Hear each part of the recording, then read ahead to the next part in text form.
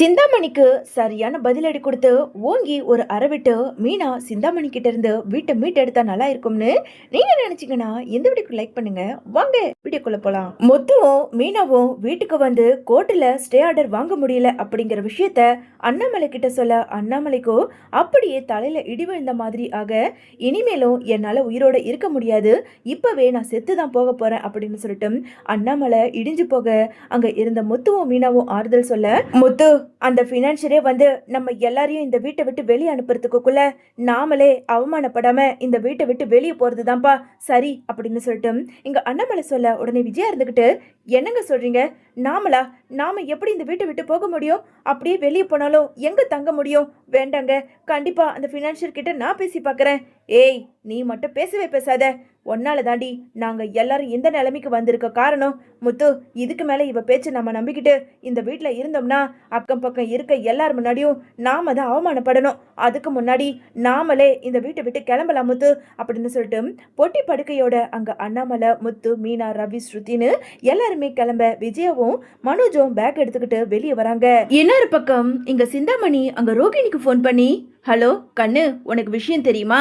அந்த விஜயா குடும்பத்தோட வீட்டை விட்டு வெளியே போக வச்சுட்டேன். இன்னும் கொஞ்ச நேரத்துல வீட்டை விட்டு வெளியே கிளம்பிடுவாங்க. சரி ஆண்டி, இப்போ நான் என்ன பண்றது? என்ன பண்றதா?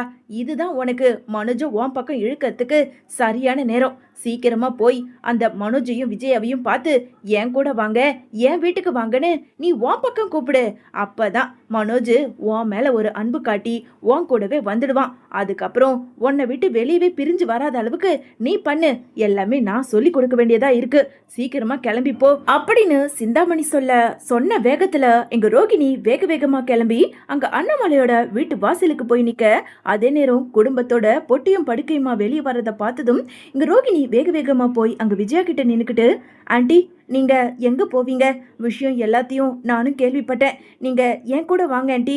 என்னால முடிஞ்ச வரைக்கும் சீக்கிரமா பணத்தெல்லாம் திரட்டி நான் எப்படியாவது இந்த வீட்டை மீட்டு உங்க கையில கொடுக்குறேன் அப்படின்னு சொல்லிட்டு இங்க ரோகிணி ஒரு நாடகத்தை போட, உடனே அங்க விஜயா இருந்துகிட்டு, ஏய் பார்லர்காரி, நீ எப்பவுமே வேஷம் போடுற மாதிரி இங்க இப்பயும் வந்து வேஷம் போட்டுக்கிட்டு இருக்காத. உன்னெல்லாம் நான் நம்பவே மாட்டேன். ஒழுங்கு மரியாதையா இங்க இருந்து கிளம்பி போ. ஏற்கனவே சம கடுப்புல இருக்கேன். இன்னொன்னு என்ன கோவத்தை கலப்புனனா அதுக்கப்புறம் நடு ரோடுன்னு கூட பார்க்க மாட்டேன். உன்னை அடிச்சிருவேன் சொல்லிட்டேன் அப்படின்னு சொல்லிட்டு விஜயா பேச, மனோஜ், என்ன மனோஜ் உங்க அம்மா இப்படி பேசுறாங்க? ஆன்ட்டி புரியாம பேசுறாங்க. நீயாவது வா. அங்கிள் வாங்க அங்கிள், முத்து, மீனா வாங்க அப்படின்னு சொல்லிட்டு இங்க ரோகிணி ஒரு நாடகத்தை போட்டுக்கிட்டு இருக்க, உடனே மனோஜ் இருந்துகிட்டு, அம்மா ரோகிணி சொல்றது சரிதானே, வாமா நம்ம போலாம் அப்படின்னு சொல்லிட்டு இங்க மனோஜ் சொல்ல, ஏண்டா முட்டாள், அவ கூட எப்படியாவது விவாகரத்து வாங்கணும்னு நானும் எவ்வளவோ முயற்சி பண்ணிக்கிட்டு இருக்கேன். விட்டா அவ போடுற நாடகத்துல நீயும் போய் கலந்து போல இருக்கு. அதெல்லாம் ஒண்ணு வேண்டாம். அப்படி அவ தான் முக்கியம்னு நீங்க இருந்து போனா உன்னை என்னையோட தலைமொழிக்கிடுவேன் சொல்லிட்டேன் அப்படின்னு சொல்லிட்டு விஜயா சொல்ல, எங்க மனோஜ் இருந்துகிட்டு, ரோகிணி உங்ககிட்ட நான் அப்புறமா பேசுறேன். அம்மா எங்க போறாங்களோ அங்கதான் நானும் போவேன் அப்படின்னு சொல்லிட்டு இங்க மனோஜுமே பேச, அங்க ரோகிணிக்கு ரொம்ப அவமானப்பட்டு அப்படி அங்கிருந்து கிளம்பிடுறாங்க. கொஞ்ச நேரத்துல விஷயம் தெரிஞ்சு அங்க சந்திரா வீட்டுல இருந்து வேக வேகமா வந்து, மீனா, முத்து, சம்மந்தி எல்லாரும் எங்க போக போறீங்க? வாங்க, நாங்க விஷயத்தை கேள்விப்பட்டோம். நம்ம வீட்டுக்கு போகலாம். மீனா சொல்லு மீனா எடுத்து. மாமா, அம்மா கூப்பிடுறதும் சரிதான், நீங்க வாங்க, நாம வீட்டுக்கே போகலாம் அப்படின்னு சொல்லிட்டு இங்க மீனா சொல்ல, உடனே விஜயா இருந்துகிட்டு, சேச்சே, நாளா வரமாட்டேன். ஒரு பூ கட்டுற வீட்டுக்கு நான் வரணுமா? சோப்பு டப்பா மாதிரி ஒரு வீடை வச்சுக்கிட்டு என்னமோ இத்தனை பேர் அந்த வீட்டில் போய் குடும்பம் நடத்தினா முடியுமா? இங்க பாருங்க, என்னாலெல்லாம் அவ வீட்டுக்கு வர முடியாது. மனோஜ், அங்கெல்லாம் போக வேண்டாம். ஆமாம்மா, நீ சொல்றது சரிதான், அங்கெல்லாம் போக வேண்டாம். ஏய் விஜயா, உனக்கு கொஞ்சமாவது அறிவு இருக்கா? இப்போ நீ நடு ரோட்ல இருக்க, என்னமோ மகாராணி மாதிரி இங்க டிராமா பண்ணிக்கிட்டு இருக்க. முத்து, இவ வந்தா வரா கட்டி போறா. மீனா நீ வா, நாம போலாம். சம்மந்தி நாம போலாம் அப்படின்னு சொல்லிட்டு அங்க விஜயாவையும் மனோஜையும் நடு ரோட்ல நிப்பாட்டிட்டு அங்க அண்ணாமலையும், முத்து, மீனா, ரவி, ஸ்ருதின்னு எல்லாருமே கிளம்பி அங்க சந்திராவோட வீட்டுக்கு போறாங்க. இன்னொரு பக்கம் இங்க என்ன பண்றதுன்னு தெரியாம 1000 தான் நடந்தாலும் அந்த பூக்கற்ற மீனா வீட்டுக்கு நான் போகவே மாட்டேன் அப்படின்னு பிடிவாதத்தோட விஜயா யோசிச்சுக்கிட்டு இருக்க, அதே நேரம் இங்க பார்வதியோட வீட்டு ஞாபகம் வருது. டே மனோஜ், என்ன அந்த மீனா வீடு இல்லைன்னா நமக்கு எந்த வீடும் இல்லையா? என்னோட ஃப்ரெண்டு பார்வதி இருக்கா, நீ வா நம்ம போலாம் அப்படின்னு சொல்லிட்டு மனோஜை அழைச்சிக்கிட்டு இங்க விஜயா நேரா பார்வதி வீட்டுக்கு பொட்டியும் படுக்கையுமா வந்திருக்கிறத பார்வதி பார்த்துட்டு அப்படியே அதிர்ச்சியாக, வா விஜயா வா, என்னைக்காவது ஒரு நாள் அந்த சிந்தாமணியால நீ நடு ரோட்டுக்கு தான் போய் நிப்பன்னு பார்த்தேன். ஆனா இவ்வளவு சீக்கிரம் நிப்பன்னு நான் எதிர்பார்க்கவே இல்லை. எல்லா விஷயத்தையும் நான் கேள்விப்பட்டேன், வா உள்ள அப்படின்னு சொல்லிட்டு இங்க பார்வதி கூப்பிட உடனே விஜயாவும் மனோஜும் அப்படியே வருத்தத்தோட வீட்டுக்குள்ள வர்றத பார்த்ததும், ஏன் விஜயா நீ எல்லாம் திருந்தவே மாட்டியா? அந்த சிந்தாமணி கூட சேராத பழகாதன்னு எத்தனை தடவை சொல்லியிருக்கேன். என் பேச்ச ஒரு நாள் கேட்டிருந்தா கூட உனக்கு இந்த நிலைமை வந்திருக்காது. இந்த மனோஜை பெத்துக்கிட்டதுக்கு நீ பெத்துக்காமலே இருக்கலாம். என்னமோ பெருமையா சொல்லுவ, கடைசியில இவனால தானே உன்னோட ஒட்டுமொத்த குடும்பமும் நடு ரோட்ல வந்து நின்று இருக்கு. அந்த சிந்தாமணி பினான்சியரை காட்டினதுனால தானே நீங்க 2 பேரும் போய் பொய்யா கையெழுத்த போட்டு அங்க கடனை வாங்குனீங்க. எதுக்காக அண்ணன் கிட்ட சொல்லல? சே, உன்கிட்ட எத்தனை தடவை சொன்னாலும் உன் ஜென்மத்துக்கு உரைக்கவே உரைக்காது. இனிமேலும் சொல்லி என்ன ஆக போகுது? இனிமேலாவது பட்டாவது திருந்த பாருங்க. அதே மாதிரி முடிஞ்ச வரைக்கும் முத்துவுக்கும் மீனாவுக்கும் ஏதாவது உதவி பண்ணி அந்த வீட்டை மீட்டு எடுக்க பாருங்க. சரி சரி, உள்ள போய் படுத்து ரெஸ்ட் எடு அப்படின்னு சொல்லிட்டு இங்க பார்வதியுமே அங்க விஜயா கிட்ட பேசிக்கிட்டு இருக்காங்க. மறுநாள் எப்பவும் போல இங்க சந்திராவோட வீட்டுல எல்லாருமே ரொம்ப மனசு வருத்தத்தோட உக்காந்துக்கிட்டு இருக்க. அதே சமயம் இங்க பினான்சியர் அங்க சிந்தாமணியை அழைச்சுக்கிட்டு நேரா அங்க வீட்டை ஏலம் விடுறதுக்காக வந்திருக்க விஷயம் இங்க எப்படியோ முத்துவுக்கு தெரிய வந்து, மீனா நான் விஷயத்தை கேள்விப்பட்டேன். இன்னைக்கு அந்த பினான்சியர் ஏதோ வீட்டை ஏலத்துக்கு விட போறதா நான் கேள்விப்பட்டேன் மீனா. இப்போ என்ன பண்றதுன்னே தெரியல அப்படின்னு சொல்லிட்டு பதட்டத்தோட முத்துவும் மீனாவும் பேசிக்கிட்டு இருக்க. ஒரு பக்கம் அதே நேரம் பாட்டி இங்க ஆட்டோ பிடிச்சு நேரா அண்ணாமலையோட வீட்டு வாசலுக்கு வந்து இறங்க. அங்க நிறைய கூட்டங்கள் இருக்கிறத பார்த்ததும் இங்க பாட்டிக்கு அதிர்ச்சியாக அங்க இருக்க ஒருத்தர்கிட்ட இங்க பாட்டி விசாரிக்க ஆரம்பிக்கிறாங்க. இந்த வீடு ஏலம் விடுறதா நாங்க விஷயம் கேள்விப்பட்டு இங்க வந்திருக்கோமா, நீங்களும் அதுக்காக தான் வந்திருக்கீங்களா? இங்கேயே காத்துக்கிட்டுருங்க, இன்னும் கொஞ்ச நேரத்துல பினான்சியர் வந்துருவாரு அப்படின்னு சொல்லிட்டு அங்க இருந்தவருமே பாட்டி கிட்ட சொல்ல, பாட்டிக்கு இதை கேட்டதும் ரொம்ப அதிர்ச்சி ஆகுது.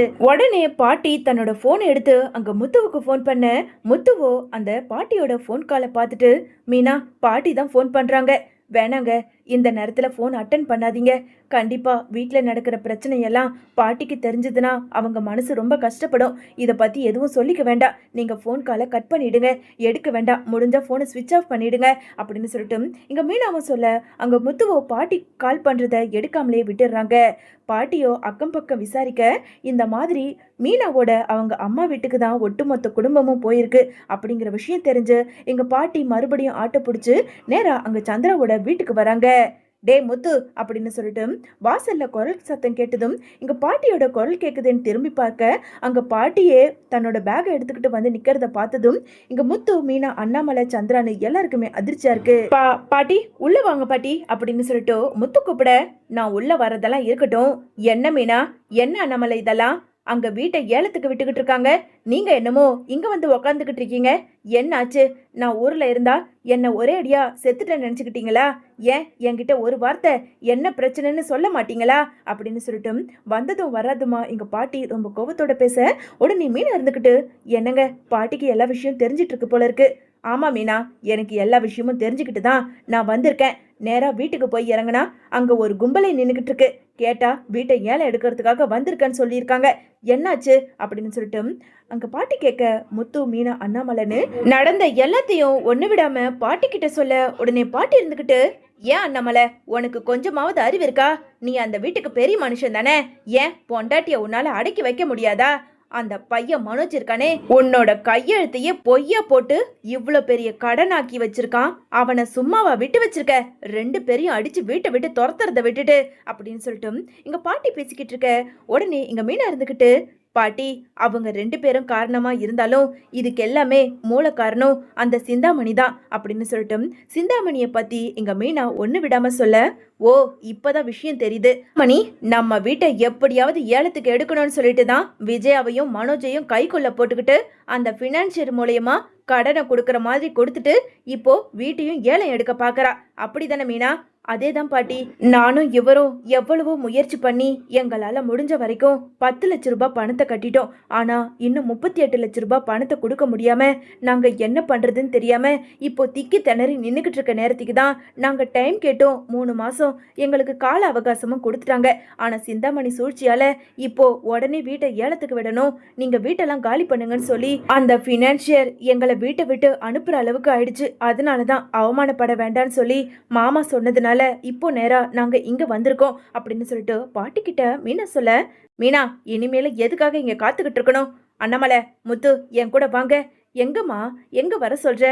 அந்த வீட்டுக்கு எப்படி மறுபடியும் வர முடியும்? இப்போ வீட்டை ஏலம் விட வச்சிருக்காங்க, என்னால அந்த அசிங்கத்தை வந்து பார்க்க முடியாது அப்படின்னு சொல்லிட்டு இங்க அண்ணாமலை பேசிக்கிட்டு இருக்க. அண்ணாமலை, நான் இருக்க அண்ணாமலை, என் பிள்ளையையும் என் பிள்ளையோட பசங்களையும் அவமானப்படுத்தி அசிங்கப்படுத்துற அளவுக்குலாம் நான் விட மாட்டேன்.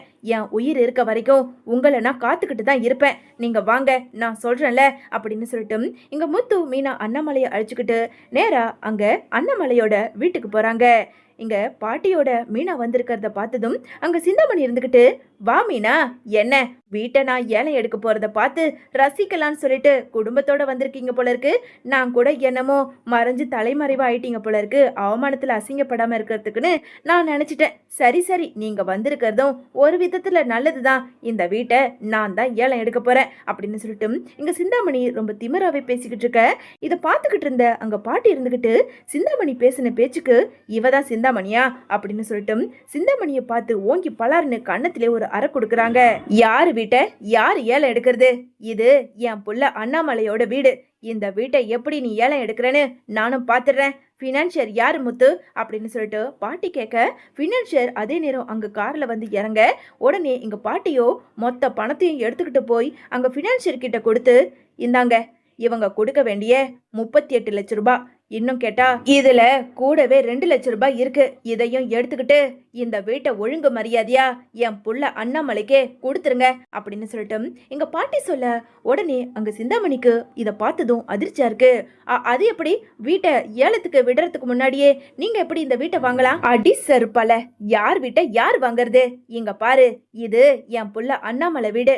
அவங்க வாங்கியிருக்க கடனை தான் நான் இப்போ கொடுத்துருக்கேன். இதுல மொத்தம் 40 லட்ச ரூபாய் இருக்கு. இங்க பாருங்க பினான்சியர், இந்த பணத்தை எடுத்துக்கிட்டு என் பிள்ளைக்கு இந்த வீட்டை மறுபடியும் கொடுத்துருங்க. நாங்க கொடுக்க வேண்டிய கடனை கொடுத்தாச்சு. இதுக்கு மேலேயும் இந்த வீட்டை நீங்க ஏலம் விடுறதுக்கு உங்களுக்கு எந்த உரிமையும் கிடையாது அப்படின்னு சொல்லிட்டு பணத்தை அங்க பினான்சியர் முகத்துல வீசி எறிய அந்த பணத்தை வாங்கிக்கிட்டு எங்க சிந்தாமணி கிட்ட, இங்க பாருங்க சிந்தாமணி, கண்டிப்பா இதுக்கு மேல இந்த வீட்டை என்னால ஏலம் விட முடியாது. ஏன்னா இவங்க கொடுக்க வேண்டிய பணத்தை நான் இப்போ வாங்கிட்டேன். இவங்க திரும்ப கொடுத்ததுனால நம்மளால ஒன்றும் பண்ண முடியாது. இங்க இருந்து கிளம்பலாம் அப்படின்னு சொல்லிட்டு அங்க இருந்து பினான்சியர் சிந்தாமணியை அழிச்சுக்கிட்டு அங்க இருந்து போக, சிந்தாமணி அவமானப்பட்டு அங்க இருந்து போக, இன்னொரு பக்கம் இங்க முத்து வேக வேகமா வந்து பாட்டிய கட்டி பிடிச்சுக்கிட்டு, பாட்டி எப்படி பாட்டி இவ்வளவு பணத்தை எடுத்துட்டு வந்து கொடுத்து? அடே முட்டாள், நான் இவ்வளவு பணமும் சேர்த்து வச்சிருந்தேன்டா. நீயும் மீனாவும் மேல ஒரு ரூம் கட்டணும்னு ரொம்ப வருஷமா கஷ்டப்பட்டுக்கிட்டு இருக்கீங்களே, இந்த பணத்தை உங்ககிட்ட கொடுக்கலாம்னு வந்திருந்தேன். கடைசியில பார்த்தா இங்க வந்து பார்க்கும்போது பிரச்சனையே வேற மாதிரி இருக்கு. இப்ப சொல்ற அண்ணாமலை, இந்த வீடு உனக்கு மட்டும்தான் உரிமை. உனக்கு அப்புறம் இந்த வீடு முத்துவுக்கும் மீனாவுக்கும் மட்டும்தான். அந்த விஜயாவும் மனோஜும் திரும்ப வீட்டுக்கு வந்தாங்கன்னா வீட்டுக்குள்ள சேர்க்கவே சேர்க்காத.